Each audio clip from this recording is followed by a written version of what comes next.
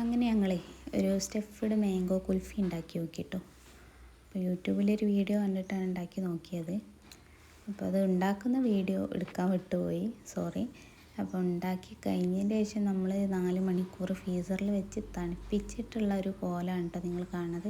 അപ്പോൾ നമ്മളിത് ഉണ്ടാക്കിയത് ഈ മാങ്ങാണ്ടി ഉണ്ടല്ലോ, അതിൻ്റെ സൈഡ് ഭാഗം ചുരണ്ടി കൊടുത്തിട്ട്, സൈഡൊക്കെ ചുരണ്ടി കൊടുത്തിട്ട് ആ മാങ്ങാണ്ടി എടുത്ത് ഒഴിവാക്കിയതിന് ശേഷം അതിൽ ഫില്ലിങ് നിറച്ചിട്ടുള്ള കേട്ടോ. അപ്പോൾ ഈ ഫില്ലിങ് എന്താ വെച്ചാൽ ഒരു പാക്കറ്റ് പാല് കുറുക്കി എടുത്തിട്ട് അതിൽ പഞ്ചസാരയും നട്ട്സും ഇട്ട് മിക്സ് ചെയ്തതിന് ശേഷം കേട്ടോ നമ്മൾ ഇതിൽ ആ മാങ്ങാണ്ടി ഇന്ന സ്ഥലത്ത് ഒഴിച്ചു കൊടുക്കും. അപ്പം കട്ട് ചെയ്തപ്പോൾ നല്ല അടിപൊളി ലുക്കൊക്കെ ഉണ്ട് കേട്ടോ കാണാൻ. ഇനി ടേസ്റ്റ് എത്രത്തോളം ഉണ്ടെന്ന് നമുക്ക് കഴിച്ച് നോക്കിയാലേ അറിയുള്ളൂ. കാണാൻ നല്ല അടിപൊളി ലുക്കാണ് കേട്ടോ. അപ്പോൾ നിങ്ങളാരെങ്കിലും ഇത് ട്രൈ ചെയ്തിട്ടുണ്ടെങ്കിൽ ഒന്ന് അറിയിക്കുക, കമൻറ്റ് ബോക്സിൽ ഒന്ന് അറിയിക്കട്ടോ. ഇത് നമ്മളൊരു യൂട്യൂബ് ചാനലിൽ നമ്മൾ കണ്ടൊരു വീഡിയോ കേട്ടോ, അതേപോലെ നോക്കിയിട്ട് ചെയ്തതാണ്.